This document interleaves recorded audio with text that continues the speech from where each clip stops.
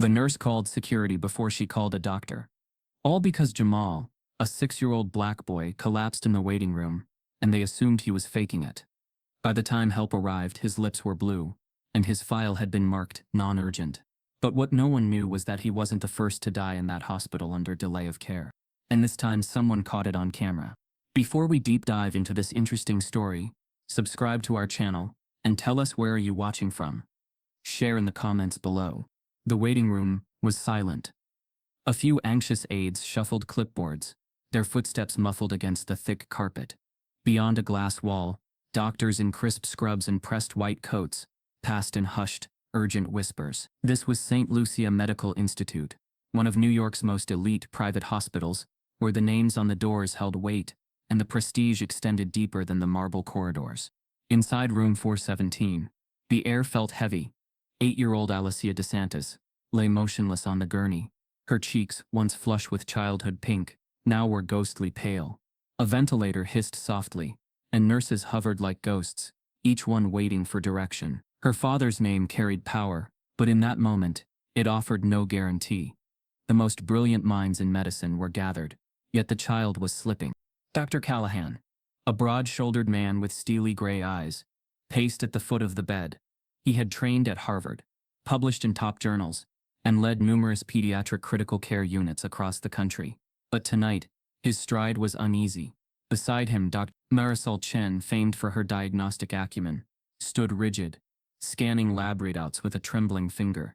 The monitors displayed conflicting numbers, electrolytes off by decimals, inflammatory markers inconclusive.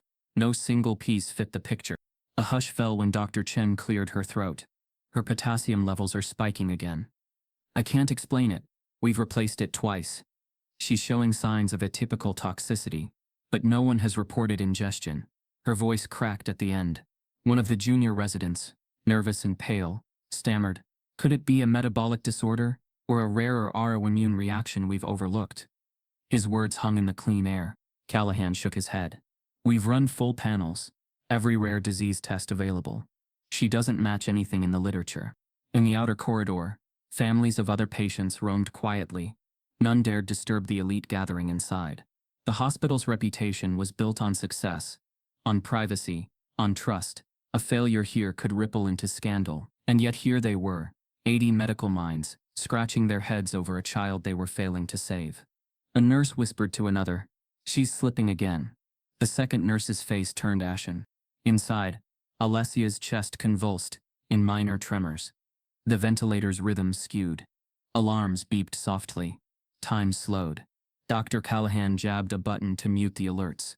He met Dr. Chen's eyes. Neither could find reassurance there. Their expertise had been trusted, their reputations unquestioned, but tonight offered no safe ground.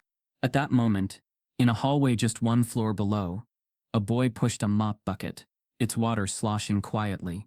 His uniform was plain, his face studious as he followed the walls, head down. He was 13 years old. Elijah Bennett, son of Angela Bennett, a cleaning staff member, moved with quiet purpose. He didn't belong in the grand surgical suites or diagnostic centers. The hospital staff barely registered his presence, but he had memorized their corridors, their patterns, their discarded reports. He moved now toward the elevator bank, his eyes tracking room numbers, his mind solving puzzles invisible to most. Back in room 417, Alessia's tremors suddenly escalated. Her tiny hands spazzed, eyes fluttering open in a haze. Dr. Marisol Chen rushed to her side, pressing a hand to her forehead. She gasped. Alessia's pupils were reacting oddly, one dilated, one constricted. "Call neurology," Dr. Callahan barked. "Get more imaging. Repeat the toxicology screen. Do it now." The room erupted in movement. MRI machines booked, staff summoned, IV lines rechecked, nurses repositioning. But the air remained thick with doubt. As Alessia arrived, a nurse knelt and whispered, "She's going into a seizure." Others froze. The crisis they dreaded was unfolding. Dr. Callahan snapped, "Sedate her. Load phenobarbital fast." A doctor leaned over, voice taut. "If we overshoot, we risk respiratory failure." Callahan nodded, his face set. "Do it." In the sterile cage of medical urgency, they acted. The sedative flowed into Alessia's veins. Her body jerked once violently, then stilled. The monitors went flat for a heartbeat, before a shallow rhythm returned. But the victory felt hollow. The team exhaled as though they'd saved her, yet beneath their relief, unease simmered. No one had found the root cause. They had suppressed only the symptom. In the hallway above, the elevator doors opened. Elijah slipped inside, carrying nothing but a worn paperback medical reference in his backpack. He checked the display, floor 4. His fingers tapped a sequence he'd memorized, each stop pausing just long enough for staff to pass without noticing him. Inside room 417, Dr. Chen studied Alessia's chart again, flipping pages of printouts. A single notation caught her eye, a hair trace panel that had returned inconclusive. Resample. Did we run heavy metal screens on hair and nail samples? She asked, voice low. Callahan frowned. We did. But everything came back negative. We're looking at every category: metabolic, autoimmune, infectious. The irony hung in the silent tension. The experts were doing everything, all at once, yet accomplishing nothing definitive. A resident piped, we could repeat the hair test on a new sample, maybe use isotope analysis. Callahan sighed. At this point we're grasping. Do it. Meanwhile, in the elevator, Elijah's mind raced. He opened his medical reference, flipping to a page on thallium poisoning, a rare but documented toxin that mimics many disease processes, leaving typical panels blank, unless specifically ordered. He had memorized its signs: alopecia, nerve pain, gastrointestinal symptoms, mismatched imaging anomalies. He knew this poison was overlooked because many doctors believed it archaic and irrelevant. He pressed his hand to the elevator wall, listening for muffled voices above. He could hear the hum of machinery, distant alarms. He exhaled. It was time. On the floor above, in room 417, Alessia's monitors pulsed weakly. Dr. Chen leaned close, whispering to Callahan. Her imaging shows peripheral neuropathy in the legs, but the symptoms don't correspond to any known congenital disorder. They exchanged glances. They were approaching the impossible. In the elevator, Elijah's heart pounded. He had no access to room 417, but he knew the hospital's layout. He knew where the ventilation ducts crossed. He knew maintenance corridors few walked. He would find a vantage point. Back in the room, Alessia's breathing hissed. The lines, the screens, the staff all were dancing on the edge of chaos. Dr. Chen murmured, "She's fading again." At that moment, from the hallway, a faint click of a keycard. The door to the room cracked open. A nurse peeked in, scanning faces. She hesitated, then slipped in with an extra IV bag. Callahan saw her and turned. "What is it?" She swallowed. I traced a pharmacy log, a medication entry. Someone added thallium tracer compounds to her saline line. Every head snapped. A thallium tracer. If true, was insane. The word hung like an accusation. Dr. Callahan's voice was ragged. "Prove it." The nurse fumbled a printed record, handing it over. It showed a discrepancy in dosing metadata. The encoded batch number didn't match any approved inventory. The room went still. Every face registered disbelief. A mutation in medicine had turned into betrayal. Outside, in the ventilation shaft, Elijah pressed an earplate to a vent grill. He could hear voices. "She's fading. Discrepancy. Someone's tampered." His chest tightened. He rehearsed the hypothesis in his head. Thallium poisoning via IV line sabotage. A death sentence if unaddressed. And then Alessia's monitors flatlined. Once, twice, the alarms screamed. The staff erupted into motion. But in his hidden vantage, Elijah's breath caught. He knew what the doctors would try next, but what they didn't know was how precise the poison had been placed, and that whoever did this would be watching every move. He pressed himself closer, heart hammering, nails grazing rusted ductwork. In that moment he realized he might be the only one in the hospital who understood exactly what had happened. And as Alessia slipped into another seizure, that genius knew something every doctor had missed. The hum of the hospital never truly slept. Even in its quietest hours, machines breathed for patients, elevators sighed between floors, and the smell of antiseptic clung to every vent. Down in the lowest level, 2 floors beneath where Alessia DeSantis fought for her life, Elijah Bennett mopped the tiled corridor with slow, rhythmic strokes. The fluorescent light above flickered occasionally, casting his reflection in broken flashes on the wet floor. To most people, Elijah was just a shadow, a janitor's son who stayed too long after his mother's shifts ended. His uniform shirt was slightly too big, sleeves rolled up twice, the hospital logo half faded. His sneakers squeaked on the linoleum. No one looked twice, and that suited him perfectly. Because Elijah listened. He listened to passing doctors' gossip about test results, to nurses' whisper about new patients, to surgeons arguing over failures they blamed on equipment issues. He collected information the way others collected coins, small, shiny fragments of power no one thought he deserved. In the back pocket of his mop cart sat a stack of laminated flashcards, neurotoxins, metabolic pathways, cardiac anomalies. He'd made them himself, cutting pieces of recycled chart paper with hospital scissors when no one was watching. The janitorial storage closet doubled as his study hall, the boiler room, his library. His mother, Angela Bennett, had worked at St. Lucia for 9 years, cleaning, scrubbing, disinfecting every inch of the same place that refused to see her as anything beyond help. She was graceful in silence, but her eyes carried fatigue. Elijah always noticed. When her shift ended, she would stop by the boiler room before heading home. "Elijah," she would sigh, hands on her hips. "You still here reading those doctor books?"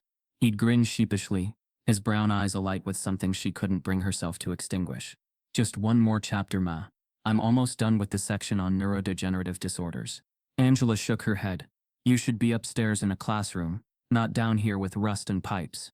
"Classrooms don't have real patients," he replied softly. "Here, every hallway's a lesson." Angela would smile, bittersweet and proud, though worry lingered in her voice. "Don't let them see how smart you are, baby. They don't like that here." Those words haunted him, because they did see, just not in the way his mother hoped. Upstairs, when Elijah walked by with his mop, conversations stopped. Some staff greeted him politely, but distant. Others ignored him altogether. The few who acknowledged him did so with a mix of patronizing amusement and suspicion. One surgeon once laughed as Elijah lingered outside a surgical observation window. "You trying to be a doctor, kid?" he'd sneered. "Mop first, med school later." Elijah had smiled faintly. Maybe both at the same time. The man's laughter echoed down the hall, sharp and dismissive. "Cute. Keep dreaming." But Elijah didn't dream. He studied. Each night after the hospital's upper floors emptied of visitors, he would drag an old space heater into the boiler room, clear a small corner table, and spread open the discarded journals he'd salvaged from recycling bins. There were issues of the New England Journal of Medicine, Lancet, and JAMA, some with coffee stains, others annotated by tired physicians. He devoured every word. He didn't just read. He understood. His mind worked differently, like a pattern recognition machine. He saw connections where others saw chaos. Lab results weren't just numbers. They were stories of imbalance, whispers of what had gone wrong inside a body. The hum of the pipes became his metronome. The flicker of the fluorescent bulb above became his pulse. He wrote equations in the dust on the floor, drew diagrams on discarded cardboard. Sometimes when his mother was cleaning the ICU, he'd sneak glances at monitor screens, memorizing patient data patterns. By now he could predict a cardiac crash 30 seconds before it happened, just by watching the rhythm flatten slightly. A skill that had once saved a nurse from walking away too soon. But no one credited him. They just assumed luck. That invisibility became both his shield and his curse. One night, while reading in the boiler room, Elijah overheard footsteps echoing down the maintenance hallway. He quickly dimmed the lamp and hid behind a stack of cleaning supplies. 2 doctors were arguing in low voices, just outside the boiler room door. "I told you to rerun the talk screen," one hissed. "You missed something." The other sounded defensive. "We followed procedure. There's no evidence of contamination." "Then explain why DeSantis's girl's symptoms are escalating." The footsteps faded, but Elijah's heartbeat didn't. He knew that name. DeSantis. Everyone in the hospital did. Her case had thrown the entire building into turmoil. Security everywhere, whispers of MAFIA money, and terrified staff walking on eggshells. He waited until the voices vanished, then reopened his notebook. On the first page he wrote, "DeSantis, unknown poisoning. Possible toxin misidentified." He tapped his pencil against the page. A slow smile spread across his face, the same kind of quiet confidence that scared people when it came from someone like him. Later that week, Elijah's routine continued. He cleaned, observed, noted. The boiler room had become more than just a sanctuary. It was an operating hub of quiet genius. The walls were lined with pages of medical diagrams taped like wallpaper. Pathways of the nervous system overlapped with annotated charts of renal functions. It looked chaotic, but in Elijah's mind it was ordered, perfectly so. Sometimes he'd imagine he was part of the world upstairs. He'd picture himself in a white coat, introducing himself not as the janitor's son but as Dr. Bennett, the one who solved impossible cases. But that image always shattered with the sound of his mother's weary footsteps and the squeak of her cleaning cart. She'd peek inside and sigh. "It's after midnight, Elijah." "I'm close, Ma," he'd whisper, eyes glued to a diagram. She'd walk over and kiss his forehead. "Just remember, some people up there will see your skin before your mind. Promise me you'll be careful." He'd nod, but in his heart he already knew. He'd seen it daily. The subtle glances, the unspoken hierarchy, the invisible ceiling he was supposed to stay beneath. Still, curiosity was louder than fear. 2 nights after Alessia's seizure, Elijah was making his usual rounds on the lower floors when something caught his eye. A small pile of shredded paper lay beside a trash bin near the pathology lab. The janitorial team had already emptied the bins, but this one had missed the collection. He crouched down, gloved hands sifting through the fragments. His eyes narrowed. Some of the pieces weren't shredded completely. He could make out faint words: potassium variance, untraceable toxin, hair sample, inconclusive. His pulse quickened. He checked the hallway. Empty. Then he carefully pulled out the largest scrap. It was the corner of a lab report. The patient name partially visible. Ale. His heart stopped. Alessia. Elijah gathered the scraps quickly, wrapping them in a towel. He pushed his mop cart toward the service elevator, trying to act normal. But something inside him had shifted. Back in the boiler room, he spread the pieces out under the lamp, trying to reconstruct the report like a jigsaw puzzle. The top header read, "Toxicology Review, Stage 4 Pediatric Case, Unidentified." The notes below mentioned elevated thallium markers, marked as data contamination error. He froze. Thallium. It wasn't just a coincidence. He had read about it before. Colorless, tasteless, nearly undetectable without specialized screening. Often mistaken for other conditions. But why would such a report be thrown away? He flipped over the page, scanning the margins where someone had scribbled, "Retest not approved. Patient too high profile. Keep quiet until further directive." Elijah's jaw tightened. It wasn't just medical failure. It was suppression. Someone didn't want to find the truth. For the first time, the hospital he had idolized felt sinister. The white coats he admired now looked like armor, protecting privilege, not patients. He leaned back in his chair, staring at the flickering light above him. The room seemed smaller, darker. He heard his mother's voice in his head. "Don't let them see how smart you are." But what if silence cost a child her life? He couldn't unsee what he'd found. Couldn't unknow it. He tucked the reconstructed report into his backpack, zipped it shut, and whispered to himself, "If they won't listen, I'll make them see." At that same moment, upstairs, Dr. Callahan signed off another chart with mechanical exhaustion. He didn't notice that his discarded report, his own, with his initials in the corner, was gone.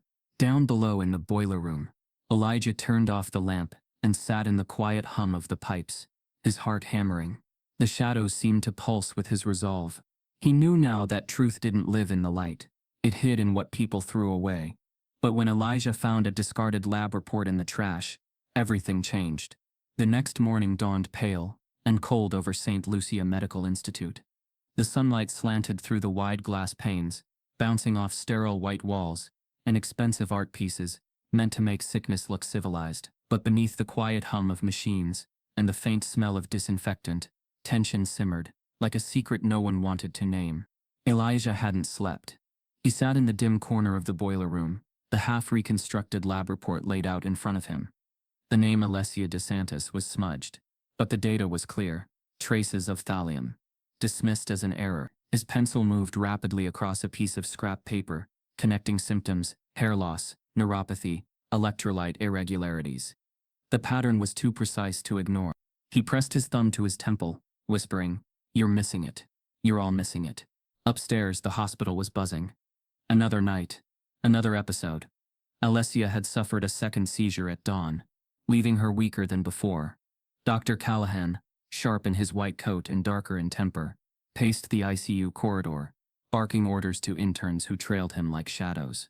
Rerun the metabolic panel, he ordered, and this time check for enzyme deficiencies. I want new imaging by noon. Dr. Chen approached cautiously, tablet in hand. We've already done 3 panels. Dr. Callahan, maybe we should. He cut her off, tone clipped. Then do a 4th. We're missing something obvious. Elijah, standing a few doors down with his mop bucket, froze at those words. Missing something obvious. His heart pounded. That was it. The answer they couldn't see because it didn't fit inside the medical textbooks they worship. He glanced at the patient board. Room 417. Ward Howard 2 DeSantis. He took a slow breath. Every part of him screamed that what he'd found mattered, that it could save her life. But he wasn't a doctor. He wasn't even a volunteer. He was a black teenager with a janitor badge and an accent of humility that made people look past him. Still, he couldn't stay silent.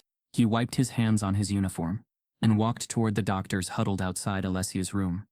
His voice came out quiet but steady. Excuse me, Dr. Callahan. The room seemed to pause. Every white coat turned in unison. Callahan's gray eyes swept him from head to toe, expression unreadable. Yet Elijah hesitated, holding the folded lab scrap. I think I found something. The toxicology report from earlier. It mentioned trace thallium levels, but it was marked as contamination. I don't think it was an error. For a moment's silence, then Callahan let out a slow exhale. Part disbelief, part irritation. You think? He turned to Dr. Chen, who looked mortified. Who let the janitorial staff review medical data? Elijah swallowed hard, but pressed on. Sir, I cleaned near the pathology wing. The report was thrown out, but the markers they match her symptoms exactly. Muscle pain, vision issues, seizures. Dr. Callahan raised a hand. That's enough. I just thought that you, what? Solved what 100 specialists haven't. The doctor's tone was cutting, words sharp enough to slice through the sterile air. Son, I appreciate your enthusiasm, but maybe you should focus on cleaning floors, not reading them. A few interns chuckled nervously, unsure whether to laugh or look away. Dr. Chen opened her mouth to intervene, but the power dynamic in that hallway was palpable. Callahan's smirk lingered. Elijah's face burned, but he stood his ground. Sir, I'm not trying to disrespect anyone. But what if I'm right? If she's being poisoned, every hour matters. Callahan's voice dropped, heavy with condescension. Listen to me carefully. There are trained professionals handling this case. The last thing we need is a janitor's son spreading wild theories. The phrase hit him like a physical blow. A janitor's son. That wasn't just a correction. It was a reminder of where he stood. Behind him, a nurse quietly whispered, Dr. Callahan, maybe we should. He didn't let her finish. Enough. I won't have staff gossiping about this nonsense. If he's caught near confidential materials again, I'll have security escort him out. Elijah's hands trembled. He nodded slowly, backing away. Yes, sir. His throat tightened, but he forced his voice steady. I'm sorry. He pushed his mop bucket down the hall, head bowed, the wheels squeaking in rhythm with his heartbeat. But under that humiliation was a rising flame, rage, and helplessness braided together. As he turned the corner, Dr. Chen caught up to him. Her eyes were apologetic. Elijah. Wait.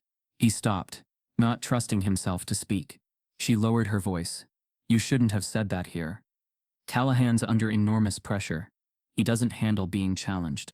Even when he's wrong, Elijah asked, bitterness creeping in. Her expression flickered.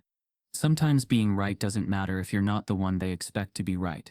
Elijah stared at her, the words landing like ice. You mean because I'm not a doctor? Dr. Chen hesitated, then whispered, because you're not one of them. She glanced nervously toward the ICU door. Go home, Elijah. For your own sake. He didn't answer. That night, the boiler room felt smaller than ever. The hum of the pipes no longer comforted him. It mocked him. He replayed the scene in his head. The smirk, the laughter, the casual cruelty hidden behind polite professionalism. He opened the lab scrap again, running his fingers over the numbers. He knew what it meant. The truth was right there, rotting in the trash, because it had come from the wrong mouth. Angela found him sitting on the floor, paper spread like shattered glass. Baby, what happened? He looked up, eyes glassy. They laughed at me. Her chest tightened. Who? The doctors. I tried to tell them about the poison. They told me to stick to cleaning. His voice cracked on the last word. Angela knelt beside him, cupping his cheek. You can't let them see how much it hurts. They live off making us small. She's dying, Ma, he whispered. And I could stop it. Angela's hands dropped to her lap, trembling. You did what you could.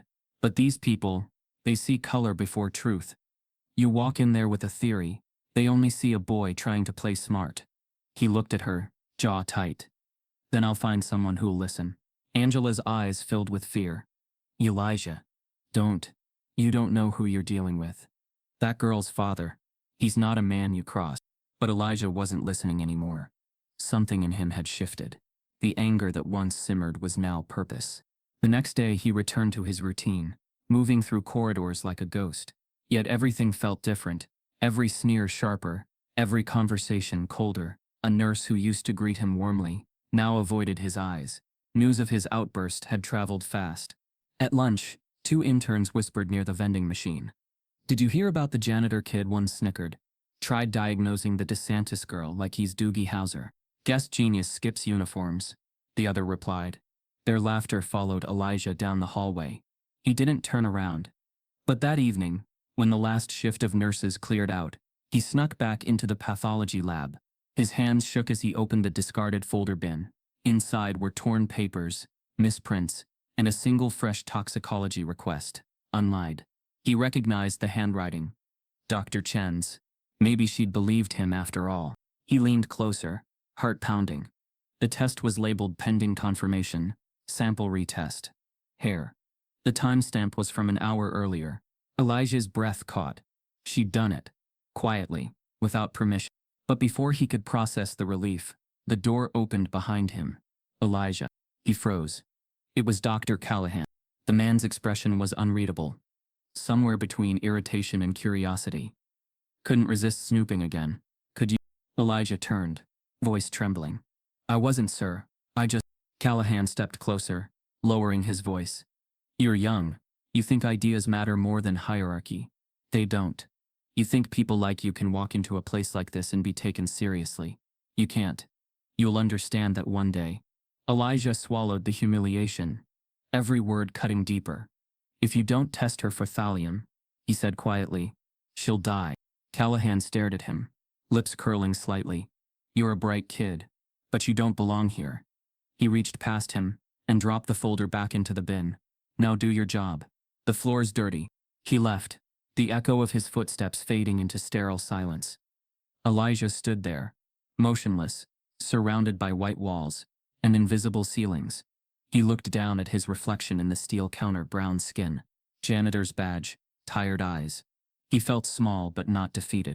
He gathered the torn reports again, tucking them into his uniform.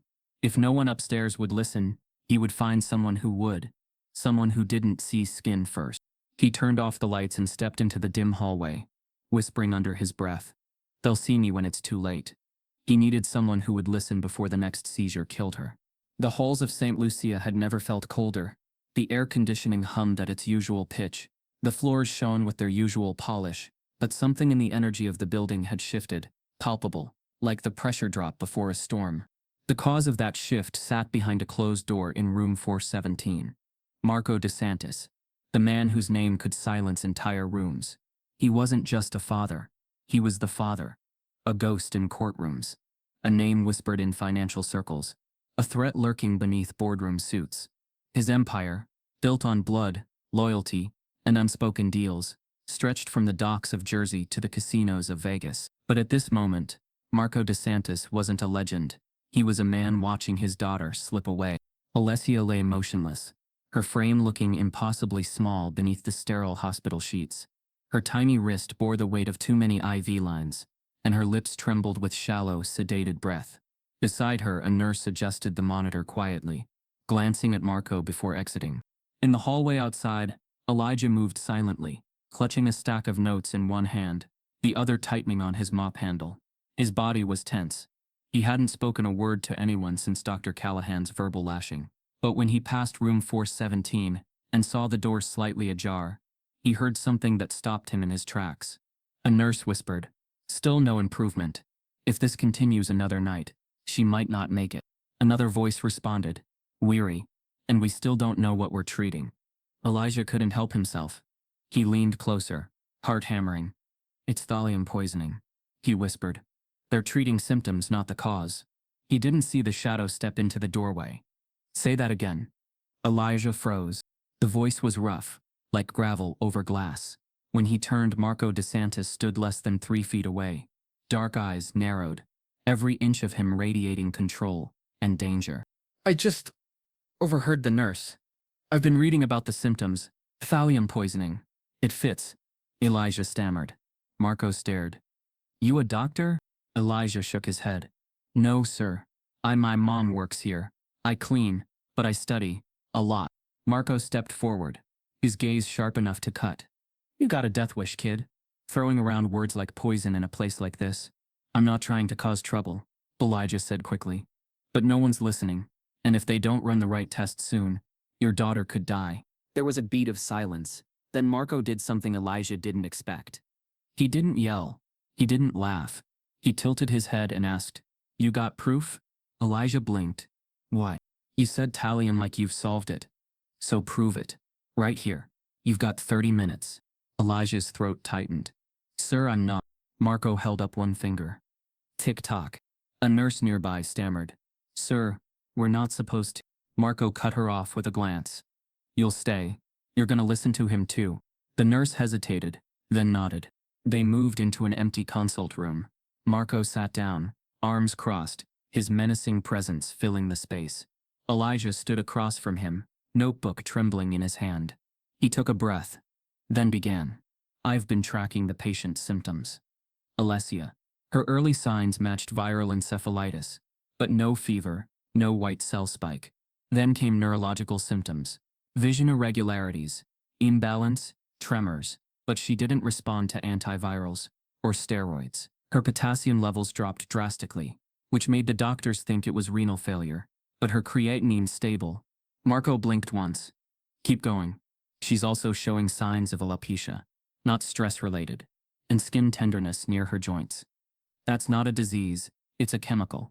Thallium mimics potassium in the body, replaces it, causes nerve dysfunction, pain, hair loss, seizures, organ failure. It's rare, which is why the standard panels don't catch it. You have to specifically request a heavy metal screen with ICP, MS focus on thallium. The nurse stared at him, stunned. Marco didn't move. Where'd you learn this? He asked. Elijah lifted a wrinkled annotated printout from his pocket. Medical journals, toxicology archives, case studies. There was a case in Berlin 6 years ago. Almost identical presentation. That kid died because they diagnosed him too late. And you think someone's poisoning my daughter? I don't think it's natural, Elijah said quietly. I think someone wants her to die. Marco's eyes narrowed. Who? I don't know yet. Marco stood slowly. He took out his phone. Dialed. Elio. Call in a tox specialist. Off books. Tell them it's urgent. Full metal panel. Focus on thallium. I don't care what it costs. Tell them who it's for. He hung up without waiting for a reply. Then he turned back to Elijah. You're not lying? No, sir. Good. He pointed a finger at the nurse. You. Stay with her. Tell the staff it's routine. Anyone questions it, tell them it's DeSantis ordered. Yes, sir. Marco looked at Elijah again. If you're wrong, I won't have to fire you. Someone else will. But if you're right. He didn't finish the sentence. 37 minutes later, a courier arrived with a locked black case. The private toxicologist, a woman in her 60s with short gray hair and no small talk, slid into Alessia's room without ceremony. She drew hair, nail, and blood samples, double-checked identifiers, and vanished just as quickly. The hospital staff didn't interfere. Marco's name had that effect. 10 minutes after that, the results hit the encrypted server. The nurse on duty called Marco. He didn't answer. He was already there, waiting outside the lab. The toxicologist handed him the report. Her voice was clinical. Confirmed.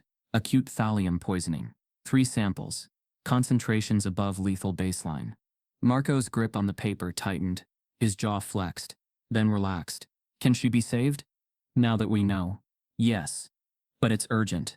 We need Prussian blue immediately. And chelation therapy. He nodded once. Do it. She hesitated. This wasn't accidental. I know, he replied coldly. Across the hall, Elijah waited, pacing silently. When Marco exited, He walked straight toward him. Elijah stiffened. Marco held up the report. You were right. Elijah exhaled slowly, emotion washing over his face. Marco stepped closer. You saved my daughter's life. Then he leaned in, voice low. Now tell me who tried to take it. 47 minutes later, the results shattered the confidence of every doctor in the building. The toxicology report sat on the mahogany conference table, like a loaded weapon. No one dared touch it. Inside the executive conference room on the 6th floor, the top physicians at St. Lucia Medical Institute stood frozen. Dr. Callahan gripped the edge of the table. His knuckles pale, Chen stared at the screen above the projector, blinking slowly, as though rereading the results would somehow undo them. Acute thallium poisoning, confirmed. The chemical compound, once used in rat poison and banned in most countries decades ago, now glared back at them in black and white. The levels in Alessia DeSantis's blood were 10 times the acceptable limit. Her hair and nails, tested in triplicate by a third-party toxicologist, yielded the same results. It had been there the entire time, hidden in plain sight.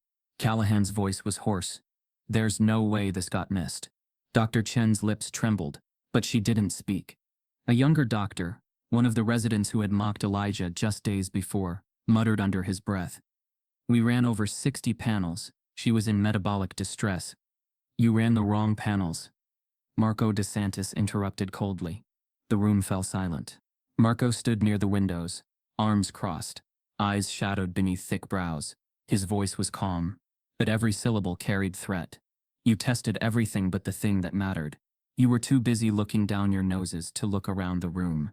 Dr. Callahan stiffened. Mr. DeSantis, with all due respect. No, Marco cut him off, stepping forward. No respect. Not anymore. Because while you were parading degrees and pretending to be gods, a kid, a black kid pushing a mop, figured it out. Silence swallowed the room again. Dr. Chen finally spoke, her voice thin. He didn't just guess. He had documentation, case studies, pattern analysis. I reviewed. Callahan turned on her. You what? She didn't flinch. Last night, after he approached us, I retested the hair sample. Quietly. She looked at Marco. He wasn't guessing. He was right.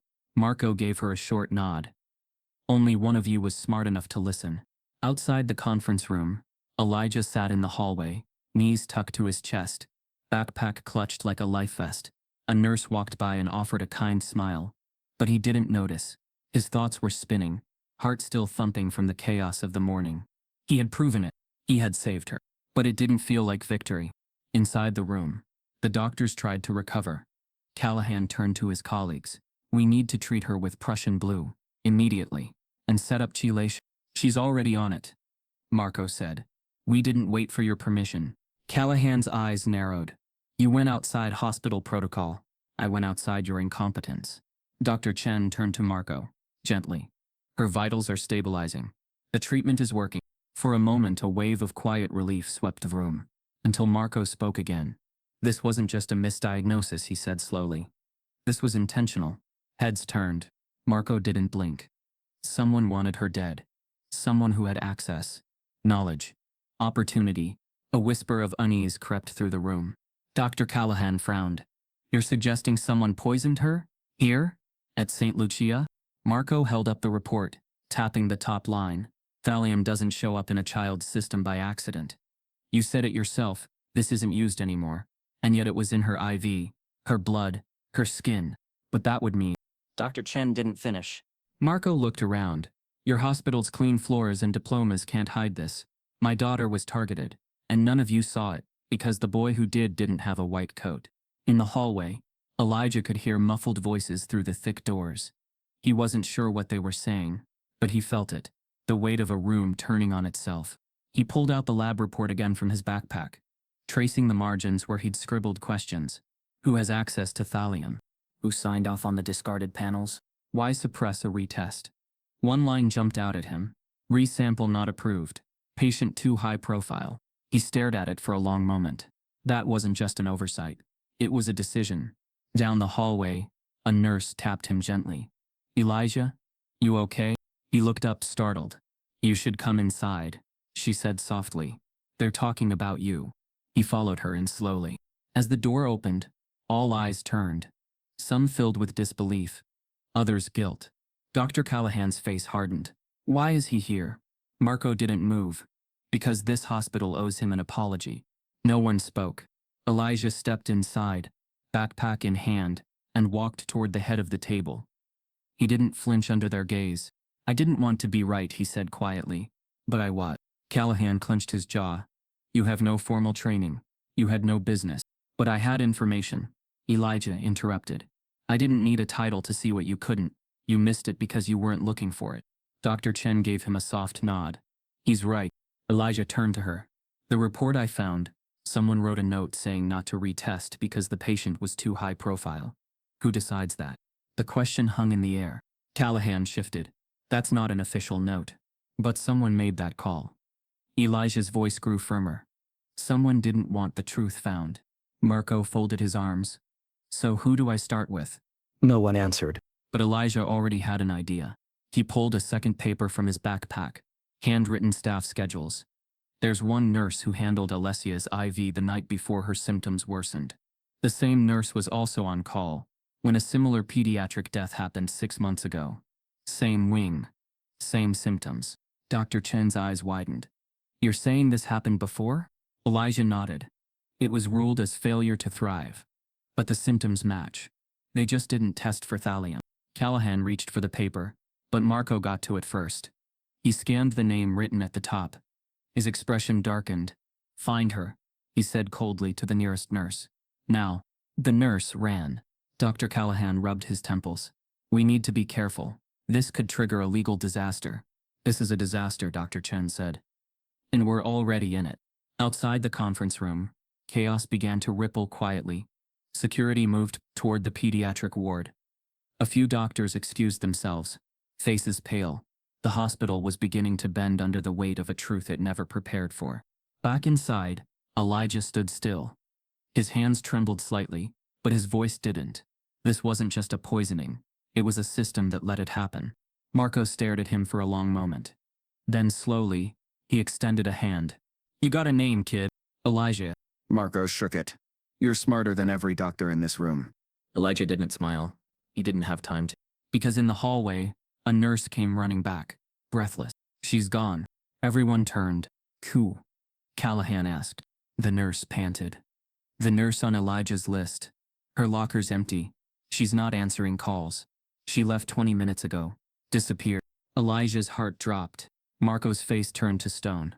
She knew we were close.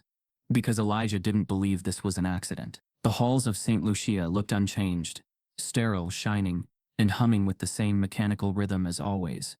But to Elijah Bennett, everything felt darker, like the walls were holding their breath, like secrets were wedged between every clipboard, every unscanned barcode, every smiling white coat.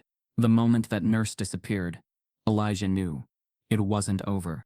She had been the most visible link, the one who administered the IV, who logged midnight vitals, who had access when no one else did, the one whose name matched a chart from 6 months ago, an eerily similar pediatric death marked as organ failure.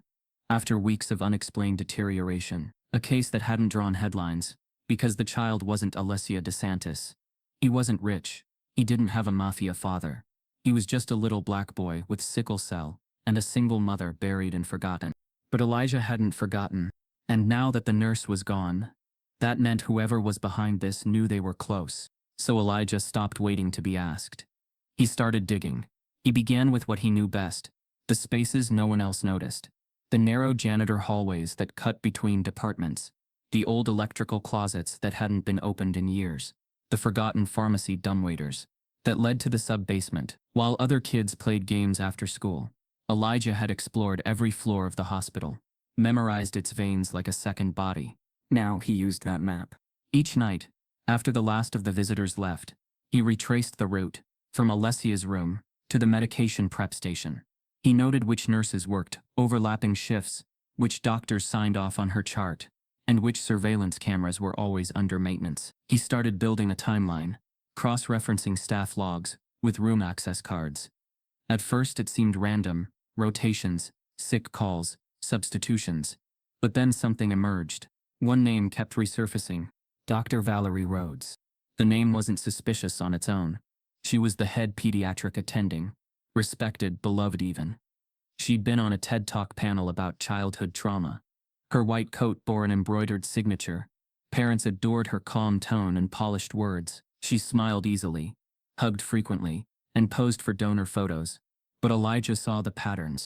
She was on call both nights. Alessia had seizures. She'd been the supervising physician on the case of the child who died 6 months ago. Jamal Harris, and another from the year before. All pediatric deaths, all high-profile or politically sensitive, all brushed under vague diagnoses. He wrote the names down. 4, then 5. He snuck into the records archive one night, using a janitor's keycard. Inside were rows of file drawers and digital access points. The security staff rarely checked this floor. It was too boring, too quiet, perfect. He sat at a terminal and typed in the access codes he'd seen on a nurse's sticky note. Weeks earlier, each login revealed more. The records matched what he feared. Jamal Harris 7, multi-system failure, after non-specific GI distress. Lena Morales 5, congenital complications, despite no prior record of illness. Micah Chen 6, accidental overdose, never investigated further. And all had been under Dr. Rhodes' care. Elijah's fingers hovered above the keyboard. This wasn't negligence. This wasn't bad luck. This was something deeper. He printed the records and folded them into his notebook. That night at home, he barely touched his dinner. Angela watched him with wary eyes. "You're in deeper than you should be." He didn't respond. She reached across the table, her hand calloused from years of scrubbing industrial sinks. "Elijah, baby, you think just because you found the poison that they'll let you change the system? This place, it protects its own." "I know," he said quietly. "That's why I'm not telling the system." Angela's brows lifted. "Then who?" "I'm showing the pattern. I don't care if they believe me. I just need proof." She leaned back, fear rising behind her eyes. "You're still a black boy walking in a white castle. They don't care if you're right. They'll erase you like they erased those kids." "I can't unknow it, Ma," Elijah whispered. "If I walk away now, it's not just Alessia. There'll be another, and no one will see it coming." Angela didn't answer. Her silence was permission and warning all at once. The next day, Elijah returned early, slipping in before most staff arrived. He detoured through the maintenance corridor behind pediatrics, pausing at a door that read, "Supply closet, authorized staff only." He picked the lock, not out of rebellion, but necessity. Inside was a narrow utility space, filled with unused shelves, and a defunct computer monitor. He pushed aside a stack of unopened surgical gowns and tucked his notebook behind them. Then he unzipped his backpack and pulled out something new, a small audio recorder. It wasn't state-of-the-art. It was one of the leftover staff training devices from the custodial team. But it recorded 12 hours of clean audio. He placed it just above the vent near Dr. Rhodes' private office, where conversations weren't usually monitored. If she was involved, she'd slip. People always did when they felt safe. For the next week, Elijah played the long game. He cleaned, he listened, he watched, and every night, he retrieved the recorder, rewound it, and replayed the day's whispers. At first, nothing small talk, staff frustrations, lunch orders. Then, on the 5th night, something shifted. Dr. Rhodes's voice, clear and curt, came through the static. "I told them the kid wouldn't make it past Thursday. That should have been the end of it." A pause. Another voice, unfamiliar. "May, you said the dose was low enough not to trigger a full panel." "I miscalculated," she snapped. "Or someone tampered. Either way, we need to contain this. DeSantis isn't just any parent. I'll handle it," the voice replied. "Double the payment. And this time no traceables." Click. The recording ended. Elijah sat frozen. The room was silent, except for the whir of the old ventilation unit. He couldn't feel his fingers. It was real. The conspiracy. The motive. The method. Not just negligence. Not just racism. Murder. And not just once. This was a pattern, executed in silence, beneath the comfort of hospital gowns and the myth of unfortunate outcomes. He uploaded the recording to a flash drive and hid it behind a loose panel in the boiler room. Then he did what scared him most. He returned to the archives. This time, he wasn't looking for names. He was looking for money. Payment logs, donor transfers, research grants. And he found something. A donation from a private family trust, nearly $200,000. Deposited days after each death. Always anonymous, always routed through the same shell account. His breath caught. These weren't random children. They were chosen. The hospital had become a surgical theater for the powerful to erase inconvenient errors. And Dr. Rhodes? She was the scalpel. He printed the logs, highlighted the patterns, pinned them to his timeline. But one final entry chilled him to his bones. An appointment. Scheduled next week. With a new child's name. A new patient. A minor from a wealthy international family. Diagnosis marked as inconclusive. Referring doctor. Dr. Valerie Rhodes. Elijah stared at the screen. Jaw clenched. The next target was already here. And both cases had one doctor in common. By daylight, Dr. Valerie Rhodes looked like everything the world wanted a doctor to be. Her white coat was always pressed. Her tone always soft. Her eyes always steady and filled with manufactured empathy. Parents adored her. Children trusted her. Nurses called her the angel in scrubs. But angels didn't leave trails of quiet death behind them, and Elijah Bennett knew it.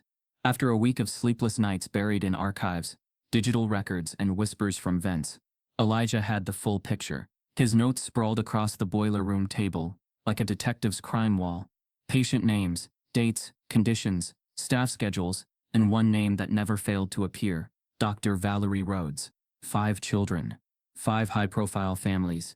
5 natural causes. But the symptoms weren't natural. The timing wasn't random. And the cover-ups weren't sloppy. They were meticulous. Elijah stared at the last photo he'd printed, a glossy PR image of Dr. Rhodes accepting a humanitarian award, her hand resting lightly on the podium, smile dazzling under the stage lights. The caption beneath it read, Dr. Valerie Rhodes, changing the face of modern pediatric care, he muttered under his breath. Yeah, changing it all right. Every pattern, every death, every donor payment, it all came back to her. He leaned closer over his notebook, tracing lines between names. Jamal Harris, Lena Morales, Micah Chen, Alessia DeSantis, and one new file, Aria von Kleist, the child scheduled for observation next week. Daughter of a European diplomat, hospitalized for mild fatigue, perfectly healthy on admission. Complications expected in her prognosis notes. That phrase again. Complications expected. It wasn't medicine. It was code. And Dr. Rhodes was writing it. That afternoon, Elijah left the boiler room with a mission. He knew he needed proof, not just patterns. Data could be dismissed, but voice confession could. And Dr. Rhodes had a habit he'd noticed. She made private calls in her office every evening between 6 and 6:30. Calls she took with the door closed and the blinds drawn. She always used her personal phone, not the hospital line. Elijah had already placed an old recorder near the vent, but he wanted something cleaner, something he could hand over without question. He'd have to get inside her office. He waited until her shift began. From his mop cart he watched her glide through the pediatric wing like royalty, her hair perfectly pinned, her ID badge gleaming, her voice a melody of calm instructions. The staff adored her. She had a presence that disarmed even the most cynical nurse. Elijah. A voice whispered behind him. He turned. It was Dr. Chen, clutching a clipboard.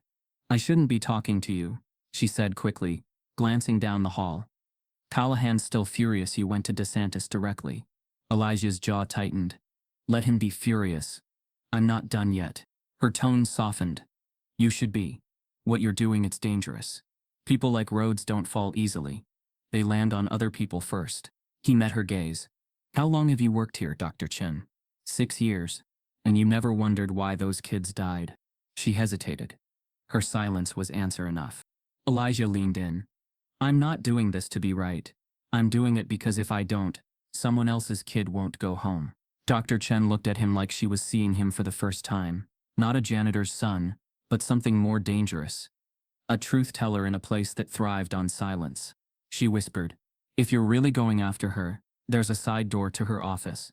The one for custodial storage. Use that. But you didn't hear it from me. That night, the hospital dimmed under its usual artificial dusk. Elijah waited until 8 p.m. The moment he knew Dr. Rhodes began her private calls. He approached her office from the rear maintenance hall, keying open the service door quietly. The smell of disinfectant and faint perfume drifted through the air. Inside, the office was immaculate. Certificates framed neatly, a glowing salt lamp casting orange light over family photos. There was one picture of Dr. Rhodes hugging a smiling boy, her favorite patient, according to the hospital's website. That boy, Elijah realized, was Jamal Harris, the same child on his list. He felt his stomach twist. He crouched behind the desk, careful not to make a sound. The vent recorder already hummed faintly from its spot near the wall. But now he slipped his phone onto the carpet, screen off, voice memo running. Then her voice filled the room. "I told you the DeSantis girl was stabilized," she said into her phone. "No, I don't know who tipped them off. But it won't happen again. I have a reputation to protect." Elijah's breath caught. A male voice responded faintly from the other end. "Your reputation is the only reason this works. You're the face of innocence, Valerie. Don't let one janitor's brat ruin that." She exhaled sharply. "I'm handling it. I already made the next move." "What next move?" the man asked. Rhodes hesitated. "The boy. He's been asking questions. If the DeSantis father keeps him close, we can't control that. But his mother still works here, doesn't she?" Elijah froze. The man chuckled darkly. "So, leverage?" "Precisely." There was a pause. Then Rhodes's tone shifted. Quieter, colder. "She's expendable. Just make sure the message is received." Elijah's entire body went numb. His heart slammed in his chest like thunder in a cave. They were going to target his mother. He backed away slowly, gripping his phone. Every instinct screamed to run, but his heel clipped the corner of the desk. A pen rolled off, hitting the floor with a small clatter. Rhodes turned sharply. "Hello?" she called out, voice sharp now. Elijah pressed himself behind the door, holding his breath. A few seconds of silence stretched into an eternity. Then footsteps approached, heels clicking slowly, rhythmically like a metronome of dread. She stopped inches away. Elijah could see her shadow stretch under the door, long and curved. Then finally she muttered, "Must be the cleaning staff again. Always snooping." The door shut. Elijah waited another full minute before exhaling.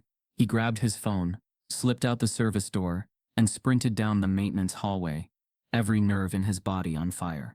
That night, in the boiler room, he replayed the recording again and again. Each time, the words burned deeper. "She's expendable." He looked over at his mother's empty mop cart. She was still upstairs finishing her shift. He couldn't warn her yet. Not without proof that could stop Rhodes. Not just accuse her. He took out the flash drive with the earlier audio and plugged in the new one beside it. The evidence was growing, but so was the danger. Elijah rubbed his hands over his face, trying to steady his breath. Every time he closed his eyes, he saw Dr. Rhodes's smile, the same one that fooled every parent, every nurse, every journalist, the same one that made them believe she was saving lives when she was cashing them in. He whispered to himself, "She's not untouchable," but inside he wasn't so sure. Because people like Valerie Rhodes didn't just fall, they took everyone near them down first. The next morning, the hospital buzzed with tension. Word had spread that the missing nurse's car had been found abandoned near the East River. Her ID badge was inside. Elijah overheard the whispers as he pushed his mop through the corridor. Maybe she ran off. Maybe she was scared. Rhodes said she was unstable. That last sentence made Elijah stop. Rhodes wasn't just hiding her crimes. She was controlling the narrative, painting victims as unstable, incompetent, forgettable. He realized something else then. She wasn't afraid of being exposed. She was confident she wouldn't be. Because no one ever questioned the angel in the white coat. That night, he made his choice. He'd confront her, not with accusations, but with evidence. Recordings, records, patterns. He needed her to react. To say something that would damn her completely. Angela noticed his silence at home. "What are you planning, Elijah?" He looked up, eyes tired but alive. "Finishing it." She reached for his hand. "Don't make me bury my son." He swallowed hard. "Then I have to stop the woman who buries other people's children." She didn't argue. Later that evening, as he set up the recorder one last time, Elijah looked at his reflection in the dark window of the pediatric hallway. For the first time, he didn't see a janitor's son. He saw the one person willing to see what everyone else refused to.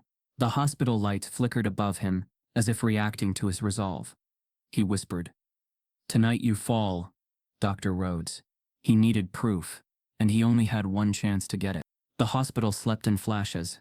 Never fully, never peacefully, but beneath the surface calm of St. Lucia Medical Institute, Elijah Bennett was orchestrating a storm. The janitor's closet on sublevel 2 didn't look like much. Just a dusty room with rusted cleaning carts and a flickering overhead light. But Elijah had transformed it into a command post, wedged behind shelves of bleach and ammonia. He'd set up a plastic folding table, a taped diagram of the pediatrics wing, and a nest of borrowed recording devices. They weren't high-end. Most came from staff training kits, or were accidentally unreturned from storage. Some were hidden inside empty tissue boxes. One was tucked into a broken vent fan. Another lived beneath a supply cart that never moved. But they worked. And Elijah, 13, quiet, invisible, had become their operator. He had studied Dr. Valerie Rhodes' patterns for weeks. Calls at 6:12 p.m. sharp. Private meetings between 1 and 2 p.m. in her locked office. Late-night visits to the on-call lounge that weren't logged in hospital records. And most importantly, her voice. Always gentle. Always careful. Until she thought no one was listening. Now Elijah was always listening. The recordings had grown darker. At first they were just fragments. Oblique statements. Financial questions. Words like schedule, clearance, and reassign. Then earlier this week, something shifted. Elijah sat cross-legged in the closet at 11:42 p.m., headphones on, heart racing as he rewound the file from earlier that night. Dr. Rhodes' voice came through, tight and furious. The DeSantis girl didn't die, but I can fix that. The payment will double. He stopped breathing. The silence on the line lasted half a second, then a muffled male voice responded. Then make it permanent. No more surprises. Click, the line went dead. Elijah tore the headphones off, his hands shaking.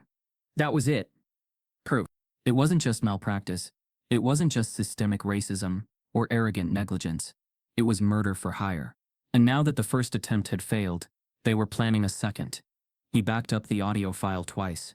Once on a flash drive, once on a hidden memory card. The flash drive went into his backpack. The memory card? He hid it behind the vent panel, in the old radiology room.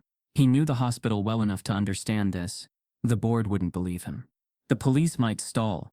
The staff had already turned cold. But if he could get the right person in the right room, and play that tape, the truth would echo loud enough that no one could ignore it. He just had to survive long enough to get there. The next day, Elijah watched Dr. Rhodes from the nurse's station. She laughed as she spoke to a donor in a navy suit, her hand brushing his shoulder lightly. A show, a performance, a snake in lace-up shoes. No sign of panic, no clue she knew she'd been recorded. But Elijah felt it in the air. Something had shifted. The surveillance nurse, Miss Gaines, didn't look him in the eye anymore. The front desk receptionist no longer greeted him. Someone had planted suspicion. Elijah wasn't just invisible now. He was being watched. Later that evening, he was heading toward the basement corridor when he saw two men he'd never seen before standing by the stairwell. Black suits, hospital visitor badges that looked too new, too clean. They didn't glance at him, but they didn't not glance either. He turned on his heel and walked the opposite way, hiding his shaking hands. That night he met his mother in the cafeteria. Angela looked exhausted, her apron smeared with bleach, her curls tied back with a hospital-issued bandana. She handed him a sandwich she'd saved from the staff fridge. "You didn't come home again," she said softly. "I couldn't," Elijah whispered. "I'm close." She gave him a look, a mother's mix of fear, pride, and exasperation. "Close to what?" He leaned in. "I have her voice, talking about killing Alessia, ordering it, confirming it. It's all on tape." Angela's eyes widened. You recorded her?" He nodded. "Elijah." She gripped his wrist. "You don't understand what you're messing with. These people, they don't lose. They erase problems." "I'm not trying to win," he said. "I just want the right person to hear it." She stared at him, then quietly reached into her pocket and handed him her master keycard. "Whatever room you need to get into, take it. Just don't let them bury you, baby." He blinked fast. "You believe me? I watched my son solve a case 10-1 doctors couldn't. I believe in you more than I believe in this building." The next morning, Elijah made his move. The hospital board had scheduled a private meeting in the executive conference room for noon. Officially, it was for reviewing care protocols after the DeSantis incident. Unofficially, Elijah knew Marco DeSantis himself would be there. That was the moment, the only moment. He loaded the flash drive into a hospital presentation remote, disguised as a slideshow control. He mapped his route: janitor entrance, service elevator, fire code stairwell, then hallway bypassing pediatrics. But at 10:48 a.m., just as he entered the corridor near cardiology, he saw Dr. Rhodes waiting. Alone, calm, hands behind her back, like she'd known he'd be there. "Elijah," she said, smiling. "Going somewhere?" He slowed but didn't stop. "Late shift." She nodded, walking toward him. "You've been very curious lately." He said nothing. She tilted her head. "I used to think curiosity was a gift. But then I realized, some kids just don't know when to leave things alone." Elijah felt it then. Not just the threat in her words, but the confidence. She wasn't scared. She thought she'd already won. He took a step back. "I have to go." She moved aside, gesturing. "Of course. Don't let me stop you." But her smile didn't reach her eyes. As he walked away, she called after him. "Make sure your mother stays safe tonight." He didn't turn around. He couldn't. He just ran. Down the corridor, through the side hall, into the elevator. He hit floor 6. He clutched the flash drive like a lifeline. At 11:56 a.m., he slipped into the conference room through the back door, Angela's master keycard, letting him in unseen. Inside sat 12 people. The hospital board, senior administrators, legal counsel, and at the head of the table, Marco DeSantis, silent, stone-faced, hand resting beside a sealed manila folder. Elijah walked to the laptop. No one noticed him at first. They were too busy whispering about budget cuts and legal fallout. Then someone turned. "Hey, who are you?" Elijah didn't answer. He plugged in the flash drive, clicked play, and Dr. Rhodes' voice filled the room. "The DeSantis girl didn't die, but I can fix that. The payment will double." The silence that followed was suffocating. Elijah looked at Marco. The man's face had changed. Eyes darker, mouth tighter. Before anyone could speak, the lights flickered, then cut out. The screen went black. In the darkness, Elijah heard movement. Fast. Rushed.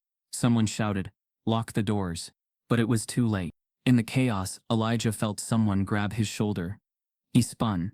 He had the recording, but could he survive long enough to play it? The next morning, the sun rose like it always did, bleeding gold across the glass facade of St. Lucia Medical Institute. But inside, something was wrong. Deeply, invisibly wrong. Elijah Bennett was missing. The day staff arrived at 7 a.m., and his name was already absent from the janitor rotation sheet. He wasn't outside the supply closet like usual, scribbling in his notepad. He wasn't reading near the vending machines, or quietly watching charts from behind the mop bucket like a ghost student of medicine. He was gone. No one said it out loud. Not yet. But the silence hung like smoke. Angela Bennett knew something was wrong before anyone said a word. She always did. A mother's intuition was rarely poetic. It was a thud in the chest, a stillness in the gut. She walked the janitor's hallway 3 times before someone finally approached her. A nervous transport aide, who avoided her eyes. Elijah didn't clock in last night. Angela's voice didn't waver. "He always clocks in." The aide shrugged. Must have forgotten. But Elijah didn't forget. Not details. Not times. Not anything. Angela's steps quickened. She moved toward the lower stairwell, the back entrance near the emergency wing. That's where Elijah sometimes took his breaks when the hallways got too loud. Where he sat cross-legged behind the blue recycling bins and ate his sandwiches in peace. And that's where she saw it. His satchel, sprawled open, one strap torn. No phone, no notebook, no badge. Just empty fabric, clinging to the floor like a skin he'd shed. Angela's breath caught. Her hands hovered over the bag, not touching, as if afraid that picking it up would make the moment real. Behind her, the hallway was quiet. No one saw. No one asked. No one moved. Because St. Lucia didn't panic. It contained.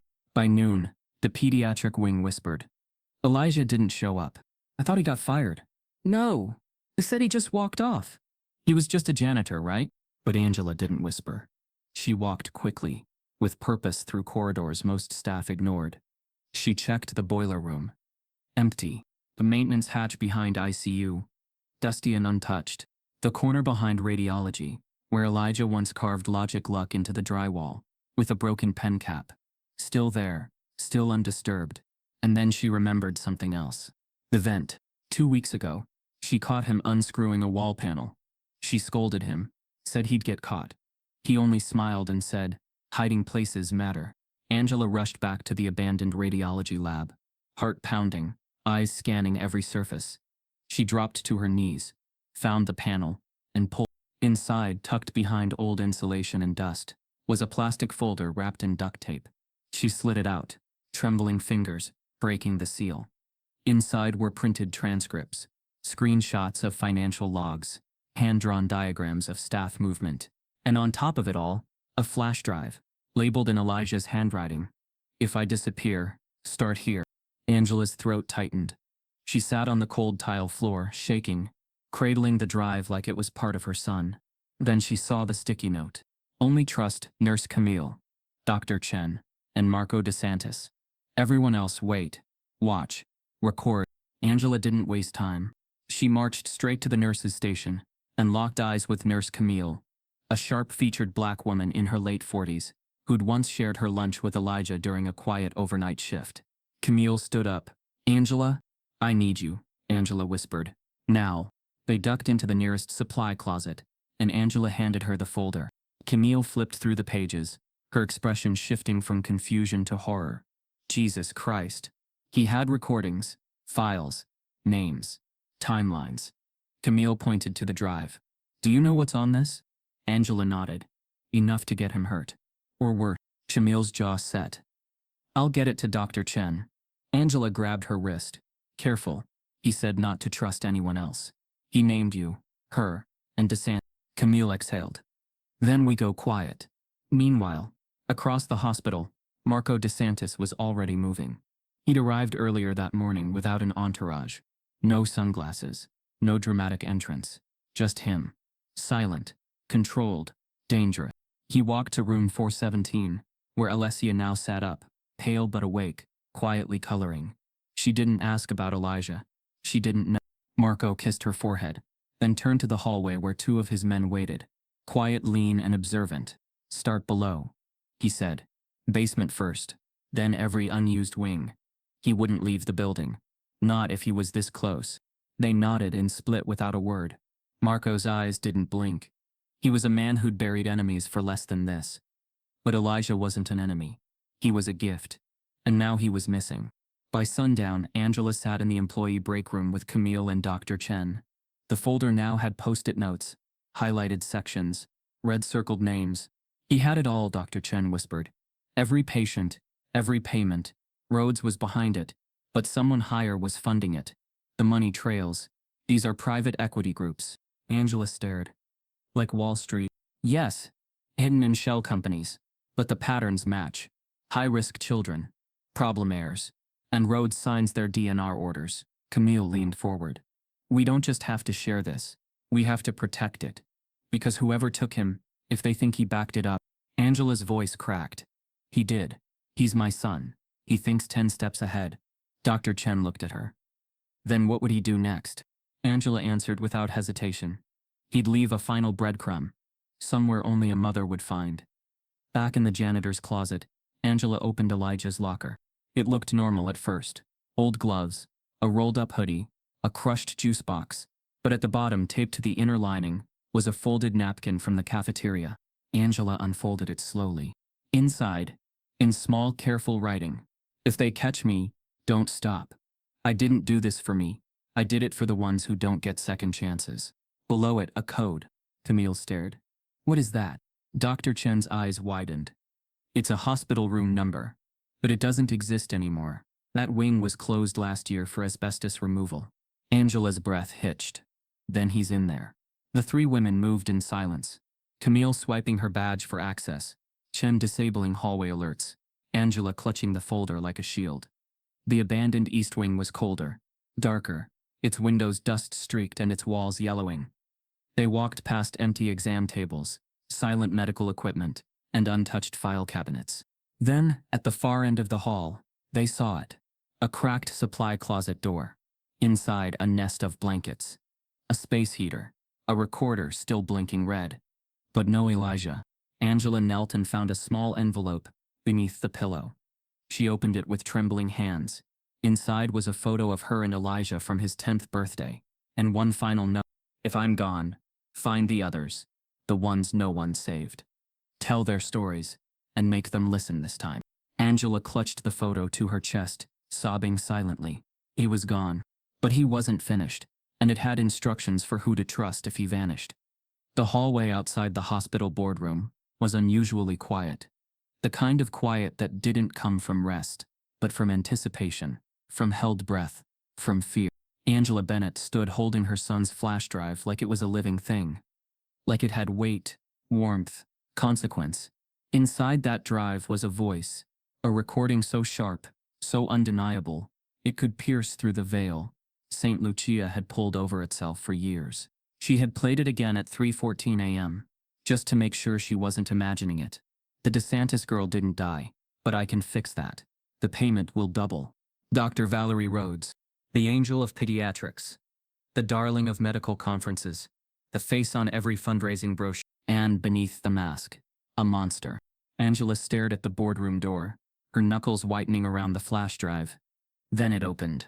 Marco DeSantis stood in the doorway, dressed not like a mob boss, but a grieving father.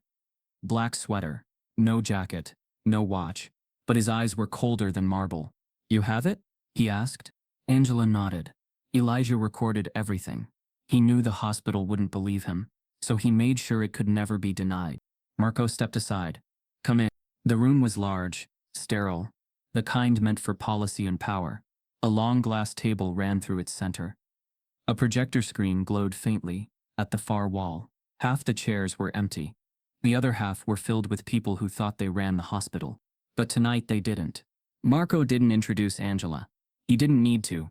He simply walked to the front, took the flash drive from her hand, and slid it into the USB port. A few of the board members shifted uncomfortably. What is this, Mr. DeSantis? Asked one, an older man with a pinched voice. Marco said nothing. He clicked play. The room filled with the sound of Dr. Rhodes's voice. The DeSantis girl didn't die, but I can fix that. The payment will double. A gasp. A stifled curse. The audio continued. Just make sure the message is received. The boy's mother works here, doesn't she? Angela's face remained still, but her hand shook. By the time the recording ended, the room was changed. No one spoke. Not at first. Then Marco leaned forward, resting his hands on the table. That woman almost killed my daughter. Not because of a mistake, but for money, because someone paid her to make a child disappear. The legal counsel, a gray-suited man with eyes like cold coins, cleared his throat. Mr. DeSantis, while these recordings are disturbing, they must be authenticated. Context matters. This could be... Marco slammed a hand on the table. Don't you dare talk to me about context. That recording is real. That woman has been killing kids. Quietly, selectively, and this hospital let her do it because she smiled for donors and kept your liability low. Angela stepped forward, voice steady. My son uncovered every name, every payment, every missing file, and now he's missing. Dr. Chen, sitting in the far corner, finally spoke. He wasn't wrong. I've reviewed the patterns myself. There are at least 5 confirmed deaths, all under Dr. Rhodes' care, all children from powerful families, all listed as natural causes, with inconsistencies in their files. The room erupted into low voices. She can't still be on staff. Where is she now? Call legal. No, call the state medical board. Marco raised a hand. Silence returned. I've already taken care of it. A few heads turned sharply. He continued. As of this morning, Rhodes has been locked out of her credentials. My associates ensured every cloud backup, every hidden record, every burner phone she's used in this hospital has been duplicated and secured. Your associates, the hospital CEO said slowly. Marco turned toward him. I gave you a chance to protect children. You failed. So now you're going to watch how it's done. Angela spoke again. There's more than one death here. And Elijah found links to financial donations, offshore accounts paying the hospital after each of these children died. They were executions, laundered through research grants and endowments. The CFO leaned forward, sweat blooming beneath his collar. We have to report this to the authorities. You will, Marco said, but after you do something else first. Dr. Chen stood. The hospital is hosting its quarterly press conference tomorrow. We announced new pediatric funding. All the media will be there. Marco looked at the board. You're going to play the recording. In full. You're going to honor the names Elijah documented. And you're going to name Dr. Rhodes publicly. The CEO shook his head. That could destroy our reputation. Marco's voice was ice. Your reputation is destruction. Angela added. Do the right thing now, or this story breaks without you. With Elijah's evidence, with his name, with all your faces beside it. One board member, younger, leaned forward. What do you want from us?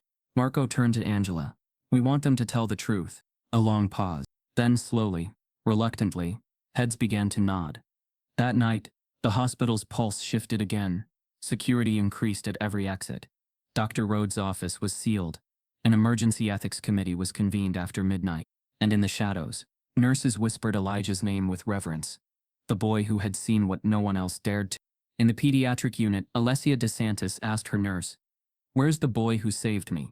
The nurse smiled softly. "He's coming." But Angela wasn't smiling.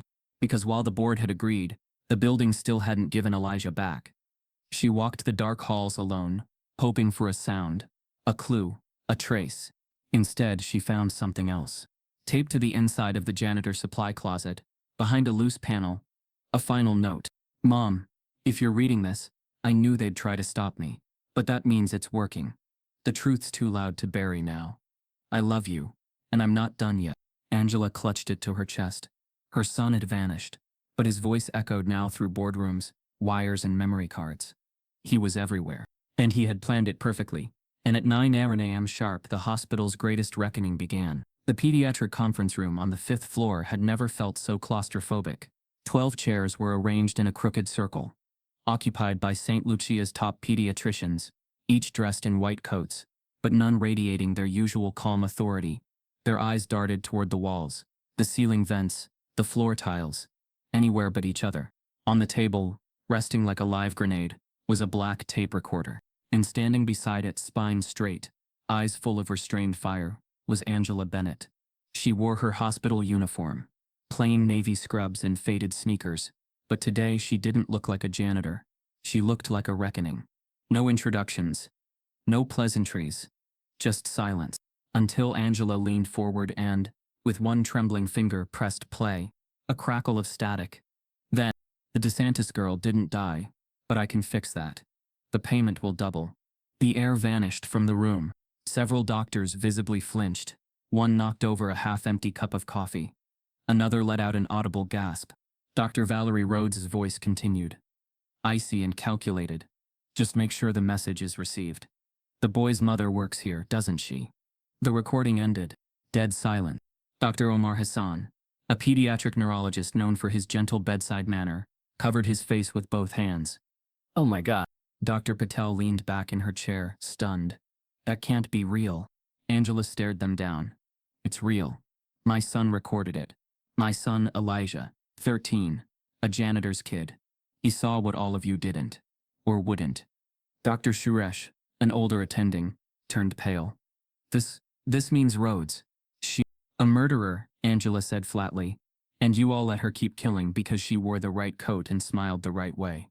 Dr. Ling, usually stoic, had tears in her eyes. She treated my niece. I trusted her. The murmuring grew. Heated words flew like sparks. How many patients? Did you see this coming? We need to call the police. She needs to be arrested now. Angela raised her voice. She's gone. They turned, vanished. Files wiped. Locker cleared. No forwarding contact. But we have the evidence. And you need to ask yourselves, how long did you not look because she made you feel safe? That silenced them again. Then the door opened. The sound alone was enough to draw every head toward it. And in walked Marco DeSantis. The room fell into stunned silence. He didn't shout. He didn't threaten. He walked to the center of the room like it belonged to him. Because now it did. Every one of you will sit down and listen. Because my daughter almost died. Because of your colleague. Because of your silence. He pointed to the recorder. That wasn't just a slip-up. That was a hit order, carried out in a white coat, paid for by men in glass towers, and stopped by a kid with a notebook and no fear. Dr. Ling tried to speak. Mr. DeSantis, we didn't know. He cut her off. Then why didn't you listen, when he told you? Why did you laugh? Why did you dismiss him? Because he was black? Because he pushed a mop? No one answered. Angela stood taller. He saved your patients. And now he's gone. The room was quiet long enough to hear the hum of the air vent. Then the door creaked again, and in stepped a figure. Small, thin hoodie zipped up to the chin. Backpack slung low. Elijah. Alive. Angela gasped first, nearly stumbling forward. He looked thinner, paler, but his eyes burned with the same fire. Baby? She whispered. He nodded. I'm okay. His voice was raspy, but firm. I had to wait. Make sure it was safe. Marco smiled. Just barely. You picked the right time. The room stared in disbelief. Dr. Chen stood. Elijah, you. He raised a hand. I'm here, but I won't stay long. I just came to ask one thing. They waited. He looked each of them in the eye. Now that you've heard it, will you finally see what I saw? Dr. Patel looked down. Yes. Dr. Suresh nodded. Yes. Others followed, one by one. Dr. Hassan wiped his face. I'm sorry, Elijah. Truly. But Elijah shook his head. Sorry won't bring back the kids who didn't get heard, or believed, or saved. Angela walked toward him and gently touched his arm. You don't have to carry this alone anymore. He met her eyes. I never did. You believed me first. Outside the room, the press conference had already begun. Microphones, cameras, hospital logos on banners. Inside, truth burned brighter than reputation. And behind him, walked in Elijah, alive. The day after Elijah's truth scorched through St. Lucia's press conference, the world caught fire. Major networks paused programming. News tickers across the globe repeated the same headlines. Medical murder for hire scandal shocks nation. Elite pediatrician implicated in death ring cover-up. 13-year-old janitor's son uncovers billionaire child elimination scheme. In the hours that followed, Dr. Valerie Rhodes was found boarding a private jet in upstate New York, holding a briefcase full of burner phones and offshore banking slips. She was arrested at gunpoint. No one defended her. No one bailed her out. Her carefully curated career TED Talks, pediatric awards, charity galas evaporated in a cloud of rage and disbelief. But as Elijah sat in a government safe house, watching Rhodes's face flash across the screen, he didn't smile. He didn't feel triumph, because Rhodes hadn't acted alone. He knew it, and now he had to prove it. Angela sat beside him, silent, reading through the printouts. Elijah had tucked into a second folder, the one even Marco hadn't seen. The documents were different this time, more complex, more dangerous. They weren't about patience. They were about power. Elijah had followed the financial threads Rhodes tried to bury. At first they led to anonymous donors, obscure LLCs, and pediatric research grants. But beneath those layers, a darker pattern had emerged, one that stretched far beyond St. Lucia. He leaned forward, pointing to a chart. Look at these bank transfers. $275,000 wired to a hospital foundation in Cincinnati, just 2 weeks before a child with severe autism died under unexplained circumstances. And this one $400,000 to a private research center in Virginia, a week before a 4-year-old from a state senator's family suddenly coded on the table. Angela shook her head slowly. How many? Too many, he whispered. Rhodes had been one of the operatives, but the infrastructure, the system that allowed, funded, and hid these deaths, was national. Elijah had traced more than 24 payments, all laundered through medical research funds, all signed by 3 types of entities: political donors, big pharma subsidiaries, legal firms handling high-stakes custody battles or estate planning. Each transaction linked to a family whose child was later declared dead from rare complications. And every case had been quietly swept under confidentiality agreements, sealed before the ink dried. The media called it the St. Lucia scandal. But Elijah saw the truth. St. Lucia was just the gateway. By day 3, FBI agents swarmed not just St. Lucia but 7 other hospitals across 5 states. In D.C., congressional hearings were scheduled overnight. Senators demanded updates. Lobbyists vanished from offices. A pharmaceutical company quietly suspended its pediatric drug trial program.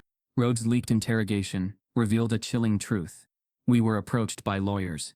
They'd identify the child. We'd review their chart. If the family had the right money and the right reason, I'd take the case. Why children? The agent asked. Rhodes didn't blink. Because they're easy to blame. Their bodies can't testify. But behind the headlines, Elijah saw something else. The shift. People began moving on. Hashtags started fading. Politicians spun it into isolated error. Talk shows softened their tone. And that's when Elijah knew truth wasn't enough.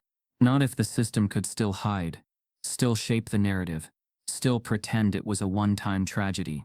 He sat in a temporary federal safehouse, laptop open, code streaming across the screen. His fingers moved with surgical focus. Angela watched him. "What are you doing now?" "Finishing what I started." 3 days later, Elijah stood before a special Senate committee.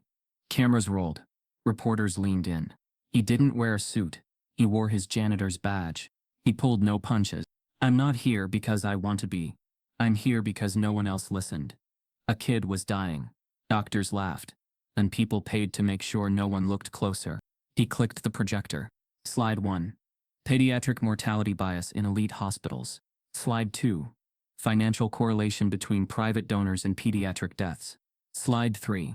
Race, disability, inheritance, the unseen filters of medical attention. His voice was calm, but sharp. "If you think this is just a bad apple, you've already failed. This isn't about one doctor. This is about a system that lets money outrank lives. A system that lets the color of your skin, or the content of your last name, decide how seriously your pain gets taken." Angela watched from the front row, hand over her mouth. Senator Malik, a civil rights attorney turned legislator, leaned forward.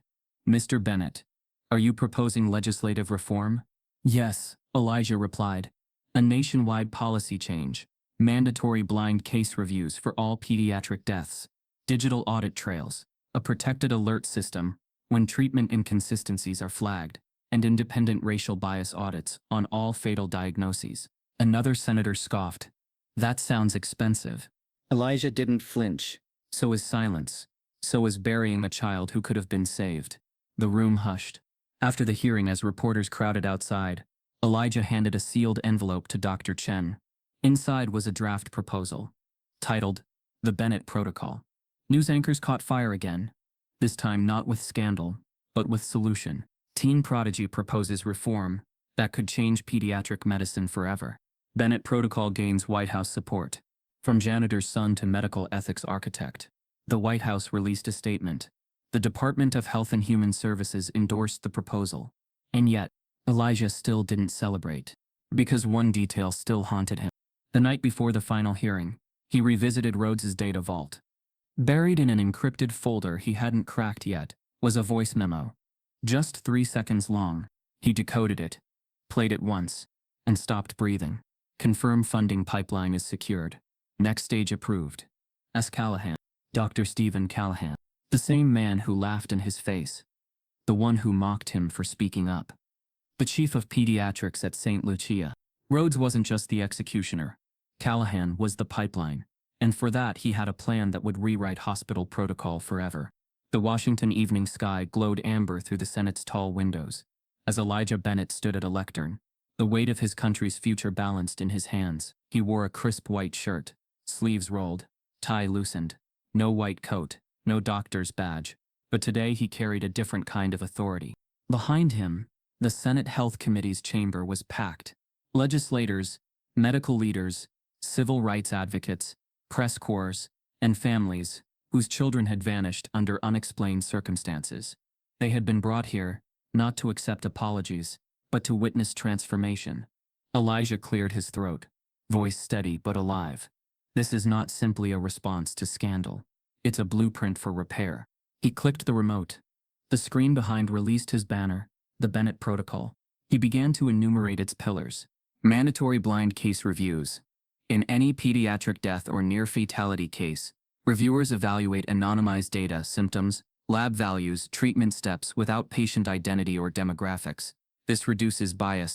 Independent racial and socioeconomic bias audits.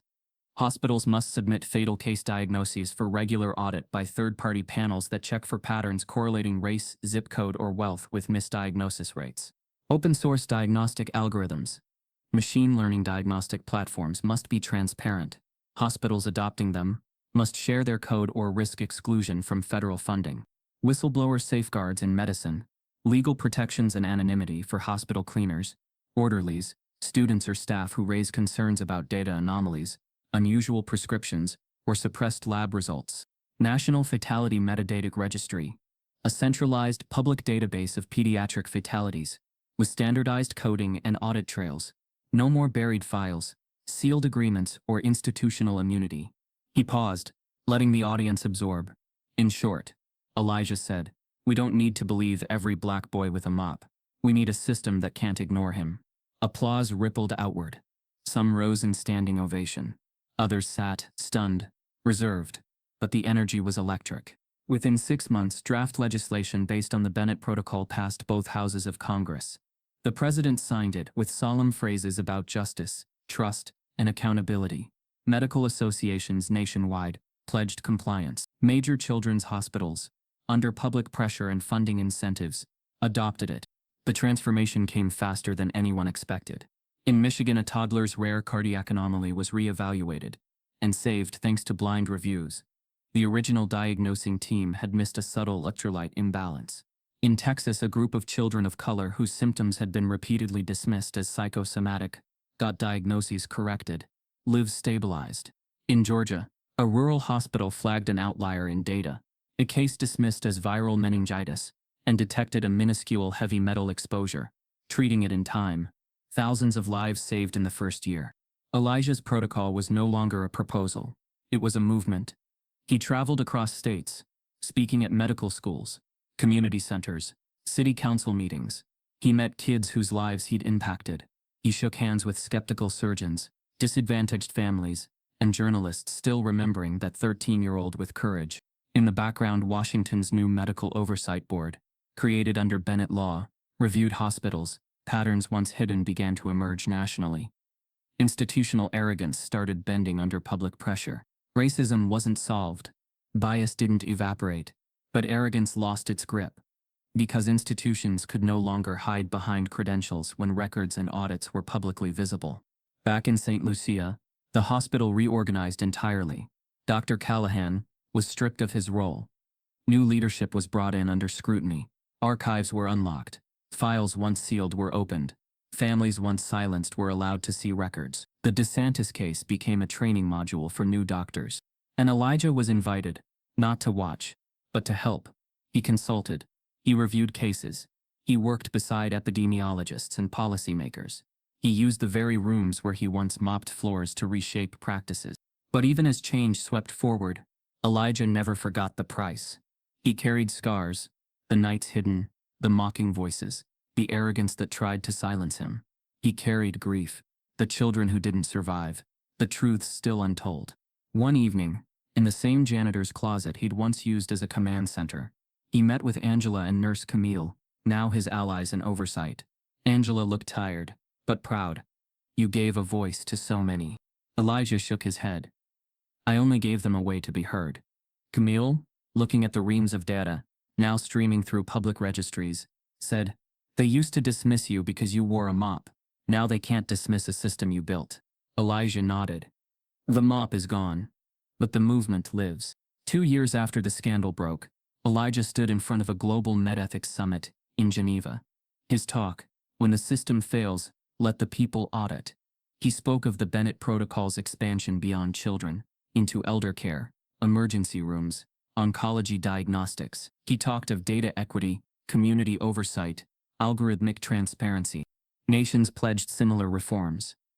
The scandal sparked a global ethics reckoning. Hospitals in 5 other countries initiated versions of Bennett's protocol. At night, he'd sleep in his childhood room, the same poster on the wall, the same writing desk where he studied. His phone buzzed with calls, requests to advise, to lecture, to improve. But one request caught him off guard. It came from the U.S. Surgeon General.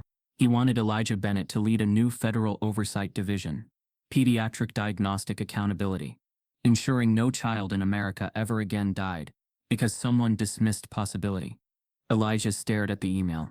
He thought of Alessia, safe now, of Dr. Rhodes behind bars, of files open, systems changed. He thought of all the children still waiting for someone to hear them. He typed back, I accept. In Washington, behind closed doors, the original conspirators, boards, donors, executives, were being subpoenaed. Legal action, civil suits, criminal charges cascaded. Many pleaded ignorance. Many claimed they were but with algorithms, audit trails, and public data bearing witness, few had plausible deniability. Elijah watched the hope and the backlash. Watching too many revelations, too much public shame, raised counteractions. Hospitals seeking legal loopholes, lobby groups pushing back, a smear campaign, painting him as a radical outsider, a few death threats. But he never wavered. He was young, yes, uncredentialed, some would say, but in the new world he helped build, credentials didn't blind you, transparency did. That night, back in his old boiler room, now cleared of rust and grime, converted into a secure oversight office, Elijah plugged in a device. He replayed a recording he hadn't dared listen to, until now. It was subtle, 3 seconds long, but unmistakable. Confirm funding pipeline is secured. Next stage approved. S. Callahan. He closed his eyes. Dr. Callahan's name loomed larger than Rhodes's.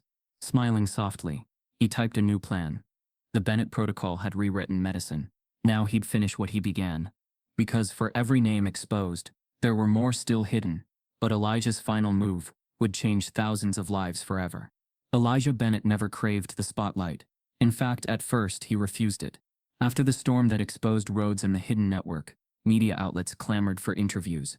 Talk shows, podcasts, print magazines, all wanted the janitor's son who saved hospital systems. But Elijah politely declined almost every request. He let the evidence and systems speak first. Instead, his ambition went deeper. He founded the Bennett Initiative. It was a free grassroots program designed for young minds of color from low-income backgrounds, kids who merited attention but too often were ignored. The initiative taught medicine, logic, pattern recognition, and data storytelling. Elijah's message was simple and powerful. They won't always listen to you, but make it so they can't ignore you. His curriculum blended chemistry and statistics, patient case studies and critical thinking, coding diagnostic tools and narrating medical stories. Students gathered in community rooms, libraries, and later Liltech labs, donated by hospitals participating in the Bennett protocol. Young faces filled the rooms, 10-year-olds dissecting medical journals, 14-year-olds modeling diagnostic algorithms, 12-year-olds auditioning for internships in nearby clinics. And Elijah taught them not from podiums, but from broken desks he placed in these rooms, so that each time someone asked who belongs here, they'd see themselves in that seat. At home, Angela watched this transformation with the pride of a mother who knew how much it had cost. Late at night, she found herself reading the students' essays, dropping to his physics class to listen to him explain a newly written diagnostic code for early onset pneumonia detection. She cried the night Harvard sent his acceptance letter. The janitor's son had outsmarted the system, but more importantly, he was rewriting it. In Cambridge, the Harvard Admissions Committee cited his work with the Bennett Initiative, his rigorous data-driven reform proposals, and his public testimony before Congress. They didn't just see a poor kid, they saw a catalyst. Elijah accepted. But he insisted that his initiative remain independent, that it never funnel students to just elite institutions. He wanted every hospital, every city, every region to adopt his model. The goal: national expansion, global adoption. Hospitals across America soon competed to be Bennett Initiative partners. Their pediatric wings volunteered to host classes, curate case study libraries, sponsor student internships. Universities offered scholarships. Government grants flowed in to support satellite branches. The narrative had shifted. It was no longer a singular scandal, but the beginning of systemic change. Media coverage turned to charting the initiative's impact. In 3 years, 2,347 students had enrolled in labs across 18 states. Dozens authored articles in medical journals by 7. Many became interns, researchers or teaching assistants in urban hospitals. Doctors who once ignored Elijah now reached out with humility, curiosity. Some asked to mentor his students. Some converted hospital ethics reviews into public-facing forums. But Elijah's eyes were always forward. One evening, he sat in his old boiler room turned lab, now dust-free and humming with equipment and screens. So many memories, copper pipes, flickering bulbs, the weight of silence. On the wall he pinned student photos, algorithm plans, thank you letters. He typed a message to his board. We have proof. We have protocol. We need enforcement. I propose a new division, Bennett Diagnostic Accountability and Equity Commission, with subpoena power, audit offices, community liaisons, and oversight authority. This isn't just reform, it's guarding against relapse.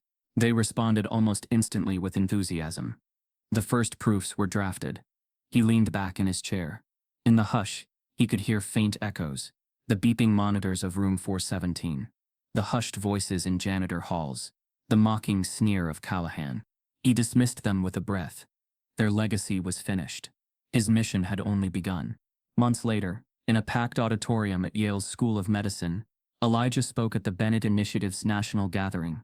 Students from coast to coast gathered beneath the large banner, "Listen less, learn more, be unignorable." He told the story again, of Alessia, Angela, Rhodes, the hidden wires, the boardroom, his disappearance in return. Each moment, mapped onto the next, all leading to that moment of truth. He paused in the dark auditorium. He looked out at the sea of faces, bright, expectant. Some of you will walk into hospitals that don't want you. Some will walk into rooms that freeze at your name. But don't shrink. Make sure what you bring, your logic, your questions, is too loud to ignore. Because the system is better when it listens more than it talks. When he finished, the applause was thunderous and long.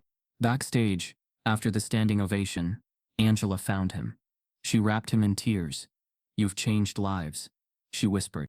He hugged her tight. "We have to keep going," he said. A student approached, trembling. "Mr. Bennett, Dr. Bennett, I hope someday, I just solved a case in our simulation module. No one else could. My mentor wants to present it at your next national forum." He knelt, placing a hand on her shoulder.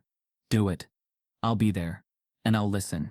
That night, in his modest apartment, Elijah sat at his desk reviewing messages.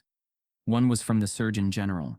He had questions about integrating the Bennett Commission with existing federal agencies. Another was from the World Health Organization, interest in piloting the protocol in partner countries. Still another was from a young scholar in South Africa asking for help starting a local initiative branch.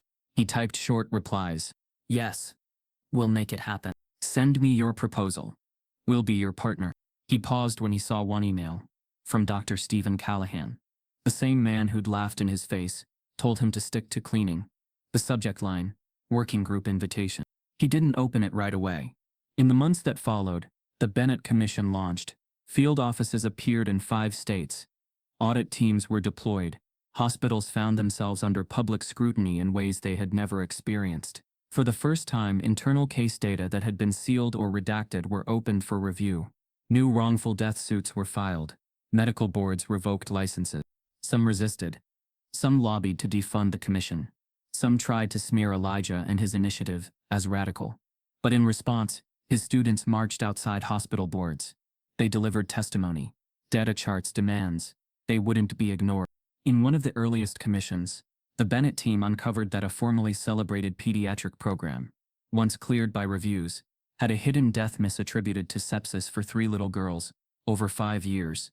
The medical board reopened those cases. The hospital's leadership was replaced under public outcry. The movement had teeth now, and nobody let it rot in corridors. Years later, when alumni from the Bennett Initiative stood as doctors, public officials, scientists, tech innovators, the network grew stronger than even Elijah imagined. They collaborated across borders on fairness in diagnostics, patient advocacy, equity in medicine. He walked the halls of a new medical building, one named in his honor, with student tours. They passed murals, from mop to microchip, from silence to system. They passed plaques with student stories. They passed labs where logic and heart guided diagnosis. A docent asked, "Is that him?" pointing at a sculpture of a young boy with a mop leaning into a book. Elijah slowed. Students looked. He smiled quietly. Then he stepped past, already headed toward the next lab, the next meeting. On his desk lay that unopened email from Callahan. In the quiet, Elijah's fingers hovered. He finally clicked it open. It read, "Elijah, congratulations on your work. I'm ready to talk." He frowned. He glanced at Angela's photograph beside it, then at the hundreds of student applications still pending review, then at the global invitations waiting. He shut the email. He stood. He turned to his whiteboard, where above the Bennett Commission's scaffold, he wrote one new title, Elijah Bennett, Beyond Exposure, Towards Legacy. Because in the end he knew the spotlight was never about him. It was about thousands whose voices were never meant to be heard. Until now. And as he looked up at the world he'd remade, he whispered, and he wasn't done yet. No child should have to prove their pain to be believed. Jamal didn't need a second chance. He needed a fair first one. If you've ever felt ignored, dismissed, or judged for who you are, you know this hurt. Type yes if you believe every life deserves to be seen, and subscribe if this broke your heart. The press conference was supposed to be about a new pediatric wing. Cameras had already started rolling. A smiling spokesperson from St. Lucia Medical Institute stood behind the podium, preparing to unveil renderings of a sunlit playroom and upgraded cancer treatment labs. The audience, journalists, donors, medical professionals, leaned forward with polite interest. But then the doors at the back of the auditorium opened, and Elijah Bennett, flanked by Angela and Marco DeSantis, stepped into the light. The hospital's CEO whispered something sharp to his assistant, but it was too late. Elijah was already walking toward the stage, backpack slung low, sneakers scuffed, eyes fixed. Behind him, Angela carried a thick folder. Marco followed without a word, his presence quiet, but thunderous. When Elijah reached the mic, the spokesperson stammered, this wasn't scheduled. Elijah took the mic without asking. He cleared his throat, looked out at the sea of polished suits, and began. My name is Elijah Bennett. I'm 13 years old. My mom works here as a janitor. I've been studying medicine since I was 9, quietly, in this building, watching, learning. And 4 weeks ago, I realized that a little girl named Alessia DeSantis wasn't sick. She was being poisoned. Gasps, murmurs. Some reached for their phones. Elijah continued. At first, nobody listened. Because I wasn't wearing a white coat. Because of my skin. Because of my last name. But I found the pattern. I found the poison. And what I found next was worse. Angela stepped forward and handed Elijah the flash drive. He inserted it into the projector system. On the screen behind him appeared a series of files. Patient names. Death certificates. Donor transfer logs. Internal memos. Audio clips. Then the voice. Dr. Valerie Rhodes. The DeSantis girl didn't die, but I can fix that. The payment will double. The room exploded. Reporters shouted questions. Cell phones filmed everything. One donor stood up and stormed out. Another fainted. Marco stood silently, arms crossed, watching the chaos unfold. Elijah waited. Then when the noise began to die, he raised his voice. I'm not just here to expose one doctor. I'm here to expose what this hospital let happen. For years, under your noses, with your money. He clicked to the next slide. It was a spreadsheet, names, dates, blood test anomalies, payout schedules. At the top, pattern of pediatric terminations, correlation with anonymous donor payments. Dr. Chen, now at the front of the room, took the mic briefly. These are not conspiracy theories. We verified the logs. These deaths weren't accidents. They were contracts. Masked as disease, covered up as genetic failures, sanitized with clinical language, and sealed under confidential settlements. Angela stepped forward. Her voice cracked but didn't break. They targeted children. Not just mine. Not just Alessia. But kids they saw as burdens. Disabled. Black. Queer. Rebellious. Or just inconvenient heirs. She pulled out a photo. This is Jamal Harris. He was 7. He died here under Dr. Rhodes' care. They said he had a complex metabolic failure. He didn't. He was poisoned. Because his father wouldn't sign over custody to his ex-wife's new husband. Gasps. Another slide appeared. Lena Morales. 6. Micah Chen. 5. Each file tagged with anonymous payments to shell foundations. Each death followed by a 6-figure donation. Then came the confession. An audio file. Crackling and cold. Dr. Rhodes, in her own words. They come to me when they're out of legal options. Custody battles. Heirs with developmental delays. Unmarketable futures. I don't judge. I process. And the hospital thinks I'm saving them. The room fell to pieces. The hospital CEO stood, trembling. This can't be. Marco finally stepped forward. You didn't know, he said softly. Then you're either blind or complicit. The CEO collapsed into his chair. And then Elijah said the words that broke what was left. This hospital became a weapon for the wealthy to erase their own children. Dead silence. Then a reporter's voice rang out. Is Dr. Rhodes in custody? Angela answered. She's gone, but not far. And now the world's looking. More questions came. How did you find this? Were other doctors involved? Was this sanctioned at any level of government? Elijah paused, then clicked one final file. It was a scanned copy of a private email chain. From Rhodes's account, to a board member, to a political lobbyist. Subject: reprocessing future pediatric complications. Priority client. Attachment: a child's file. Diagnosis: oppositional defiant disorder. Age. Elijah read the last line aloud. Please confirm final authorization. Family has agreed to terms. Payment pending after incident. The room imploded. A news anchor whispered to her producer, "This is the biggest medical scandal in modern history." Dr. Chen turned to Elijah. "You did it." He shook his head. "Not yet." Angela's eyes narrowed. Because Rhodes wasn't acting alone. But the biggest twist was still ahead. Rhodes hadn't acted alone.